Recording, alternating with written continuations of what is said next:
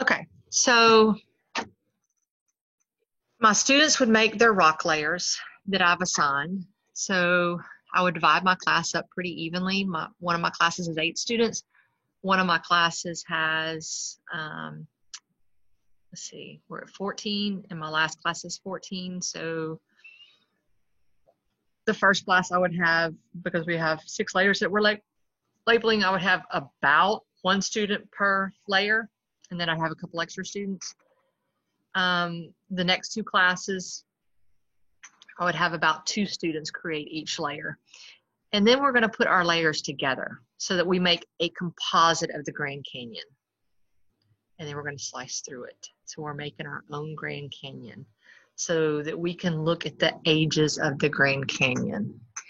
Here was the ending of yesterday's lesson, the land, the bigger picture. So what did the rock layer you were assigned, like I had rock layer E, reveal about the landscape? So my rock layer had a trilobite. We know that trilobites lived only in the ocean. So clearly, the rock layer I made only existed in the ocean. That rock layer would not be covered by dry land. That rock layer was laid down when the ground was covered by ocean. Okay? So each one of my students would have to think for a minute, okay, what kind of layer did I create? All right, I used a shell, therefore the layer that I made was ocean-based. Or I used a plant, therefore, depending on what the plant is. My plant was either an ocean-based plant or my plant was a land-based plant. So each student is going to have to go through and look at what layer they made, what they were assigned, and determine what that said about that layer. And the way you know what that layer was based on the fossils in it. Okay, that's why we don't know what layer F was, because it has no fossils. Okay, now on to lesson 4. So let me go to the big okay, I'm going to show you a picture of cake. I apologize in advance if it makes you want to go eat a piece of cake. If it does, hit your parents up for that. I can't fix that. Okay? When you look at the picture, I want you to think about what color of the cake was placed first. In other words, what layer was put on that plate first? What layer was placed next? What layer was placed last?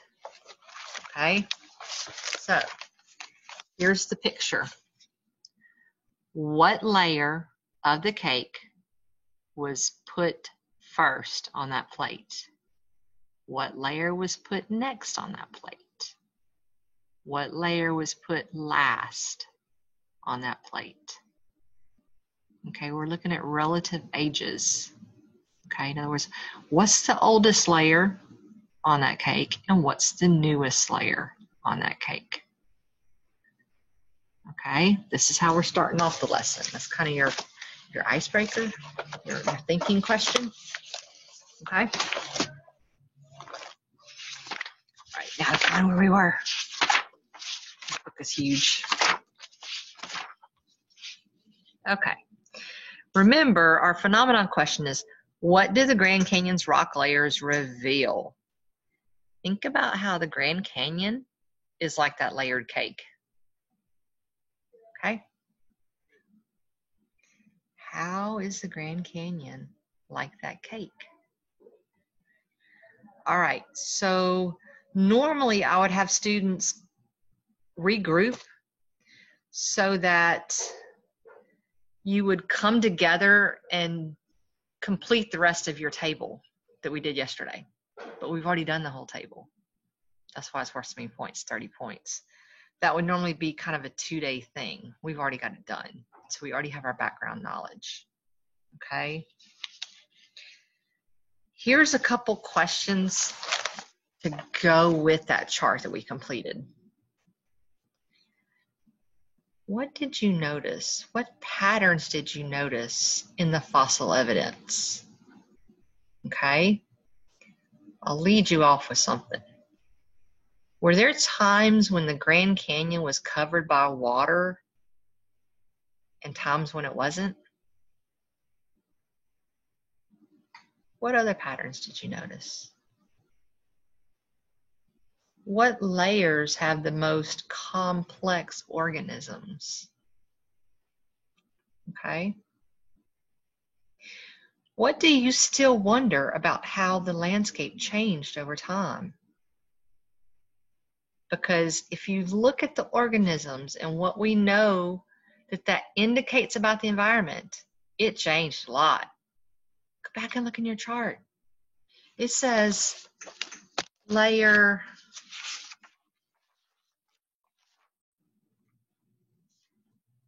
E was an ocean. Layer D was a tropical ocean, so we know it's a really warm ocean. Layer C was land with some moist areas and some dry areas. Layer B was an ocean, and layer A was land with rivers, lakes, and swamps like we have today. So that land changed a lot. So what questions do you have? What wonders do you have about that land? Do you have questions about how long ago it was that organisms lived there?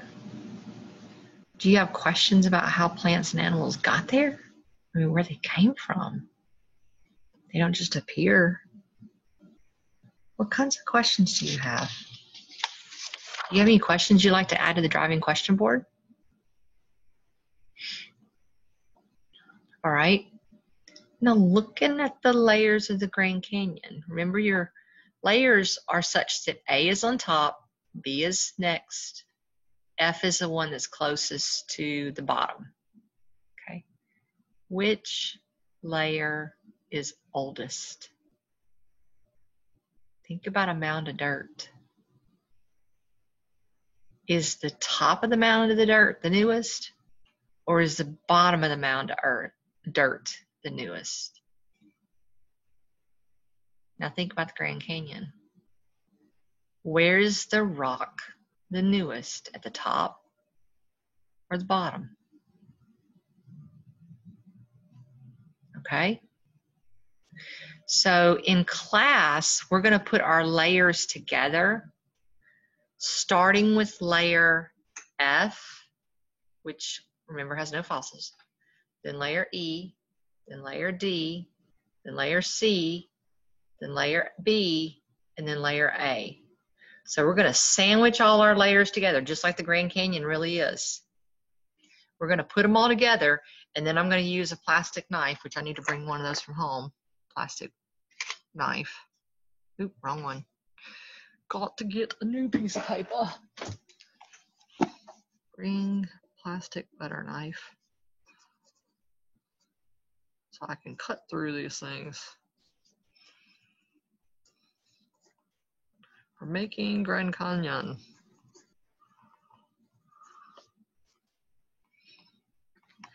Because my ideal is to let each student take home a wedge of the Grand Canyon. All 6 layers of the Grand Canyon. Okay? Which part is oldest? Where is it oldest? Is F the oldest, F layer, or is A layer the oldest? Okay? How does our model help us see that? Okay? All right, so go back to your picture that you made on page 7. The one where you did the colored lines and you labeled them A, B, C, D, E, F. I want you to write where it's newer and where it's older. Okay? I'm going to post a picture of what I'm wanting, or what it should look like tomorrow afternoon after school. Just like I did today with the answers, I'm going to do that tomorrow with the answers, okay? All right. And believe it or not, we're almost done with the lesson. All right. Here is an analogy to help convey the immense scale of time it took to form the rock layers that are visible. In other words, the ones you can see in the Grand Canyon. Because believe it or not, there are parts of the Grand Canyon that we can no longer see, which to me, I've never even been there and I really want to go there.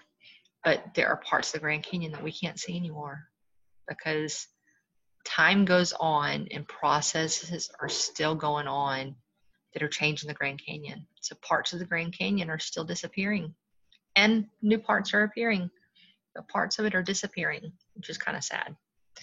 All right, so I can't get my computer far enough away from me to show you all this, but you follow along, do this outside, do this at home.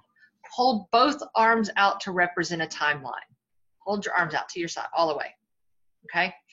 Imagine the tip of your first finger on your left hand, so for me it's the one next to the window, is the beginning of Earth, about 4,600 million years ago. The tip of the longest finger on your right hand, so the one that's towards my classroom, is today. So the one that's almost touching the window is the beginning of Earth. The one that's towards my classroom is today. My hands are losing feeling already. Layer F of the Grand Canyon formed around my right shoulder. Okay, Earth started over here. Layer F started being deposited right here.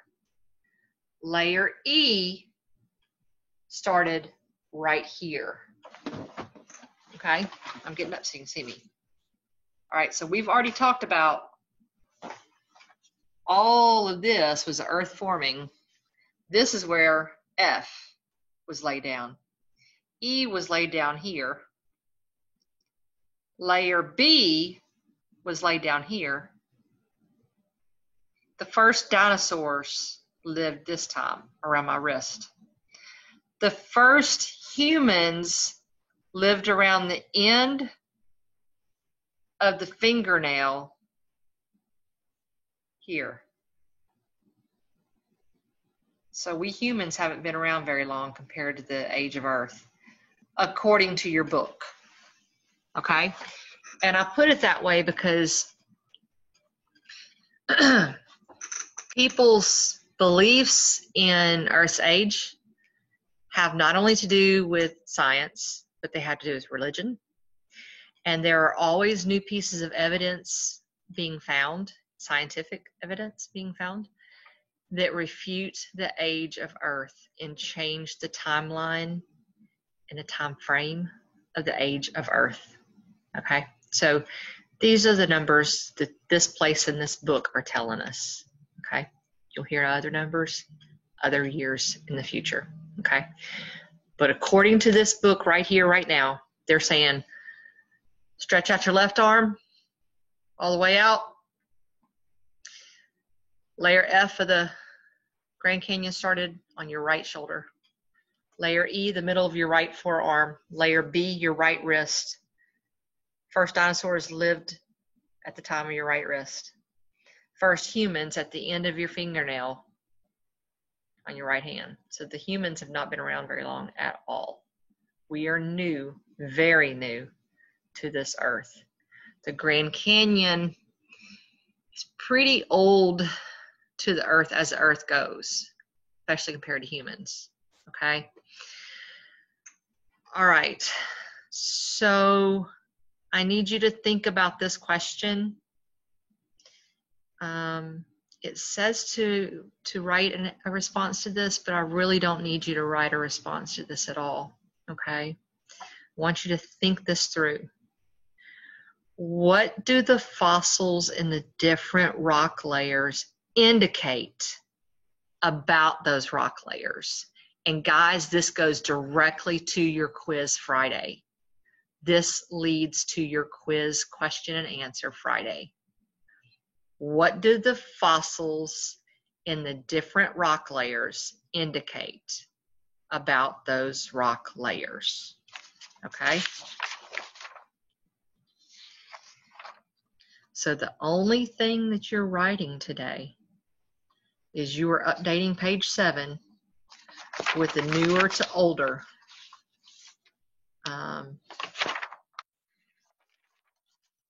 Writing newer on the part, page 7 on your picture.